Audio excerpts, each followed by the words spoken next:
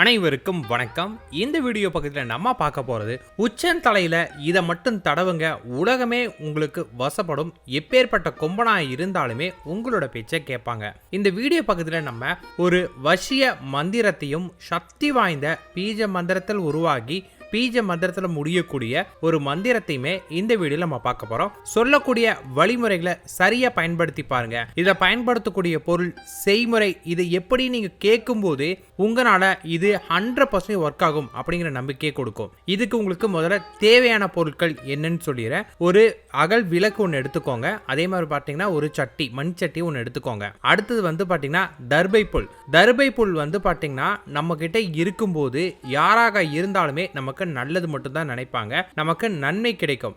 எப்பேற்பட்ட தீட்டா இருந்தாலும் சரி, எப்பேற்பட்ட கதிர்வீச்சா இருந்தாலுமே அது நம்மளை தாக்காது. அதாவது நெகட்டிவான எந்த விஷயங்களும் நம்மளை தாக்காமல் பாதுகாக்கிறதுக்கு இந்த தர்பை புல் நமக்கு பயன்படும். அடுத்து வந்து பச்சை கற்பூரம். பச்சை கற்பூரம் நமக்கு ஆகர்ஷண சக்தியா பயன்படும். அதுக்கப்புறம் கோரோசனை. கோரோசனை பத்தி நிறைய பேர் கேள்விப்பட்டிருப்பீங்க. கோரோசனையில வந்து உண்மையான கோரோசனை தான் இதுக்கு நீங்க பயன்படுத்தணும். நாட்டு மருந்து கடையில் நீங்க கேட்கும் போது கோரோசனை வந்து பாத்தீங்கன்னா உங்களுக்கு பொய்யான கோரோசனை ஒன்று கொடுத்துட்டு இருக்காங்க. ஏதோ மஞ்சள் கலரா பவுடர் மாதிரி உங்களுக்கு 10 கிராம் வந்து 20 ரூபா அப்படின்னு கொடுத்துட்டு இருக்காங்க. அந்த கோரோசனை இதுக்கு நீங்க பயன்படுத்தாதீங்க. அதனால எந்த பலனுமே உங்களுக்கு இல்ல. உண்மையான கோரோசனை வந்து 10 கிராமே உங்களுக்கு வந்து 200-300 ரூபா உங்களுக்கு வரும். அந்த கோரோசனை தான் நீங்க இதுக்கு பயன்படுத்துறோம். கோரோசனையை நீங்க தினமும் காலையில வெறும் கோரோசனையில தேனை கலந்து நெத்தியில வச்சுட்டு போனா கூட யாராவது உங்களை நேர்ல பார்த்தா கூட அவங்க உங்களோட பேச்சை கேட்டு நடப்பாங்க. அந்த கோரோசனையை இதுக்கு நீங்க பயன்படுத்தணும். அடுத்தது சுத்தமான காராம்பசு. எப்பேற்பட்ட வசியமான விஷயங்களுக்காக இருந்தாலுமே சுத்தமான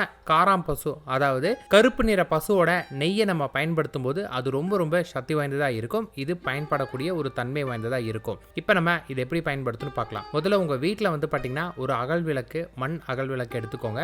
அதுல வந்து பாத்தீங்கன்னா தாமரை தண்டு திரி போட்டு அதை ஏற்றுங்க. அதுக்கு நீங்க காராம்பசோட நெய் ஊற்றி அந்த திரியை ஏற்ற ஆரம்பிக்கணும். திரியை ஏத்திட்டு நீங்க நான் சொல்லக்கூடிய மந்திரத்தை வந்து மனதுக்குள்ளாரையே 108 முறை ஜெபிக்கணும். ஓம் ஸ்ரீம் வசி வசி சர்வலோக வசி வசி தானிய தானிய அஞ்சனை மைந்தனே வசி வசி ஓம். இந்த மந்திரத்தை வந்து பாத்தீங்கன்னா 108 முறை நீங்க ஜெபிக்கணும். மந்திரத்தை 108 முறை ஜெபிக்கிற வரைக்குமே அந்த விளக்கு எரியணும். அதுல ரொம்ப தெளிவா பாத்துக்கோங்க. விளக்கு எரிஞ்ச பிறகு வந்து பாத்தீங்கன்னா அந்த திரி கொஞ்சம் எரிஞ்சிட்டே இருக்கும். அதை வந்து பாத்தீங்கன்னா ஒரு சட்டியில தர்பை புல் போட்டு அதுக்கு மேல ஒரு பச்சை கற்பூரம் வச்சுட்டு அந்த எரியக்கூடிய திரியை கொண்டு வந்து அப்படியே வந்து பாத்தீங்கன்னா அந்த கற்பூரத்தை மேல வச்சீங்கன்னா அது நல்லா எரிய ஆரம்பிக்கும். மீதம் இருக்கக்கூடிய காராம்பசோட நெய் அதை அப்படியே மேல ஊத்த ஆரம்பிங்க. நல்லா எரிய ஆரம்பிக்கும். அது கூட வந்து பாத்தீங்கன்னா கோரோசனையை அது கூட நல்லா கலந்து விடுங்க. கோரோசனை அது கூட கலக்கும் போது வாசனை ரொம்ப அதிகமான வாசனை உங்களுக்கு வர ஆரம்பிக்கும். அதை முழுமையா எரிந்த பிறகு அதை பார்க்கறப்ப வந்து பாத்தீங்கன்னா வெறும் நல்ல ஒரு மை பக்குவத்துக்கே இருக்கும். அதை வந்து சுண்டு விரல் உங்க நகம் படாம வலிச்சு எடுங்க. அதாவது சுண்டு விரல் நகம் படக்கூடாது அப்படின்னா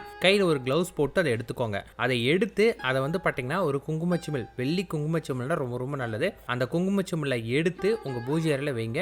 உடல் மனம் சுத்தமில்லாத நேரத்துல எந்த விதமான தீட்டு நேரத்திலையும் அதை எக்காந்து கூட தொட்டுறாதீங்க. அதை எடுத்து வச்சுட்டு ஓம் ஸ்ரீம் வசி வசி சர்வலோக வசி வசி தானிய தானிய அஞ்சனை மைந்தனே வசி வசி ஓம்.